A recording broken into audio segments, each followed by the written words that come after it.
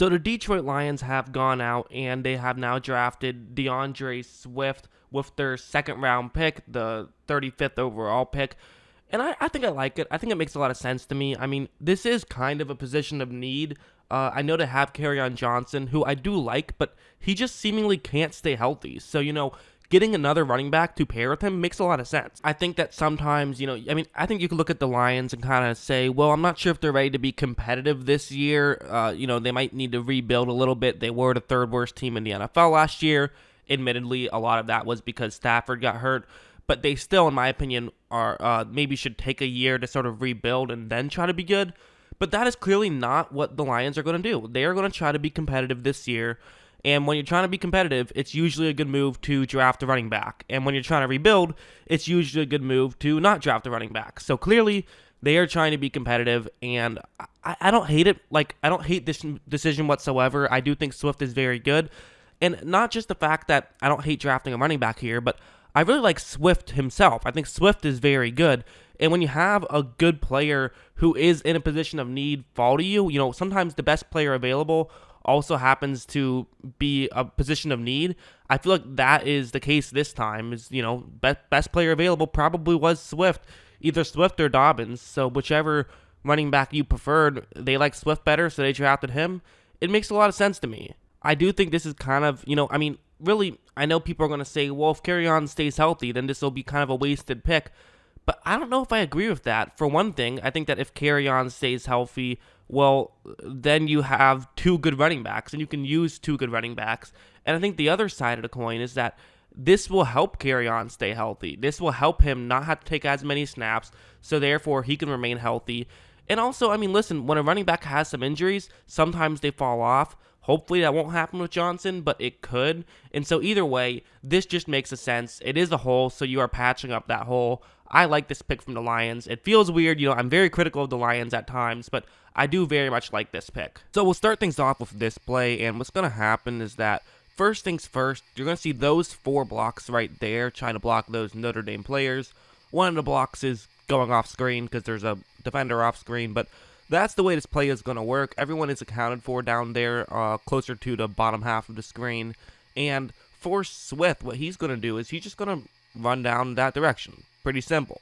But the one thing you might have noticed is that Notre Dame player right there, nobody is blocking him. He is going to be completely blocked at the line, which might seem like a bad thing given that the run is going in his direction. It's not totally uncommon you'll leave an edge rusher unblocked, but usually when you do, it'll be because you're running in the opposite direction, not in their direction. However, there is one time that you will do it, and it's if you're confident enough that your running back can just simply outmaneuver that edge rusher. So watch how right after the ball is snapped, you see how he's running down towards that bottom half of the screen, and the edge rusher, he's just going to kind of trail behind a little bit because he's just not as fast as Swift is. They trust his speed right here, and he's going to show them exactly why they should trust his speed, as he's able to get by him and is able to run over and pick up that first down. And that's the kind of thing where that speed and acceleration, that play was won in 2 steps. That play was won in the first 2 steps of that play, with Swift moving that quickly. And then he had the speed and acceleration to just continue and be able to pick up a first down.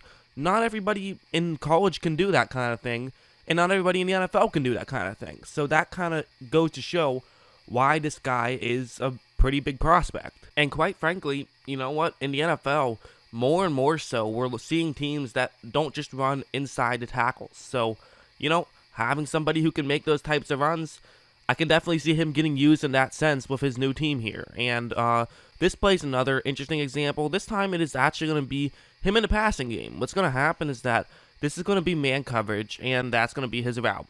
Very simple route. It is a 3rd down and 3, so important play right here. But there's nothing too fancy going on, really. However, after the ball is snapped, you're going to notice that he's pretty covered up, right? There's a Notre Dame player who is on him. If he just continues running straight up, it's going to be very easy to make sure that you take him away. Maybe Swift can try to outrun him, and maybe with a perfect throw from Fromm, this could be a completion, but that's going to be very difficult to do, so Swift has to try something here. And that's going to be exactly what he does. Watch this spin move right here that allowed him to get wide open. That's not where Fromm decided to throw it, but I do think it goes to show what he can do in certain situations, because that's a very important thing to do, is to get open like that.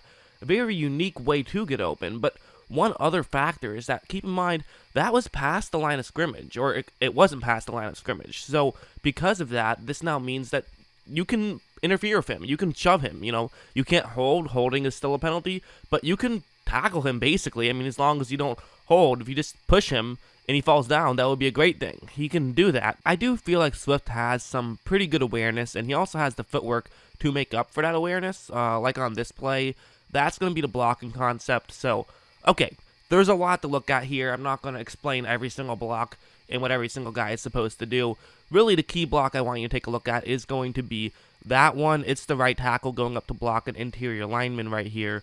And the real reason why this is going to be interesting is because right after the ball is snapped, notice how the interior lineman does a pretty good job of pushing the tackle back, which does make some sense. I mean, as a tackle, you just had more distance to cover right when the ball was snapped, so now you kind of move the yard backwards, which is a little bit difficult because it did look like Swift originally wanted to run in that direction, but now he kind of looks up and says, okay, the downside is you're about a yard back, but the positive side is that my tackle is further to the top of the screen than the defender is, so I'm going to run in that direction, which is to Swift's right. He notices this in real time and has the acceleration to get up there and picks up a first down, when if he just, ran closer towards the bottom of the screen, then he's probably not even, gaining a couple of yards. He might gain a couple, but not much more than that, and you're bringing up a third down. Who knows what happens? I mean, that was definitely just a huge play from Swift. Like, this play is another just great example. This one will get you excited, without a doubt. What's going to happen right here is that this is going to be a handoff, and there's actually some bad news that's going to happen on paper, because an Auburn player is going to read this play very well, get completely unblocked, and meet Swift past the line of scrimmage. Like, watch, after the ball is snapped, you see that play out. Number 10 right there. He's ready to make a play. So for Swift, he's in trouble right here. I mean, this play kind of has defensive highlight reel written all over it. A loss of 3 yards right here could bring up 2nd down and 13, and that's tough to come back from. But the problem is, it is going to be a highlight reel play, but not for the defense. Watch this, again, a great spin move by Swift, and he's able to pick up a first down on a play that probably should have cost them yards, and they should have been looking at a 2nd down and 13 or so. I mean, just one move can be such a difference, especially when it's a great move like that one. Will that work in the NFL? Probably not to the same degree, right? I mean, definitely not to the same degree, but I do think that because he can dominate in college on those types of plays, he should at least be able to be good in the NFL. That's kind of how I feel. I think it's always difficult to really, truly get a great handle on how you can evaluate a good player before they ever play. I mean, a good college player, good prospect, you can get some kind of idea, but you never do know, which is why you will find so many busts that happen even in the first round. Even the best scouts in the world can't completely tell who is going to be good and who isn't, but the best you can really do is look at someone who has a good chance of being great, and that is Swift. He has a good chance at being great, and he can really do so much well. One thing I really like also is the guy can block. I mean, he definitely can block. This is a good example. He can pick up blitzes, which is, that's the real thing you want a halfback to do. I care less about if you're a perfect blocker and more about if you just notice the blitz and get your body in the way.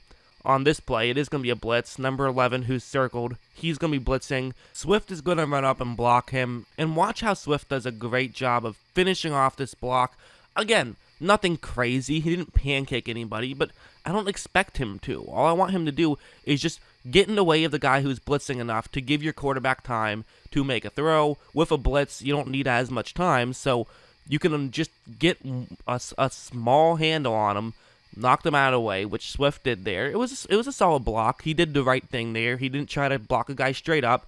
Just deliver a hit, act like you're a fullback in a running play, basically. It was a really good play from Swift, I thought. And I think he's just a really good halfback. He's obviously a great runner. He can do it all. He can catch passes. He can pick up blitzes. And that's what I like about him. I am very excited to see how he will do in the NFL. So what do you guys think? Let me know in the comments below. Always love hearing from you. And of course, as always, Thanks for watching.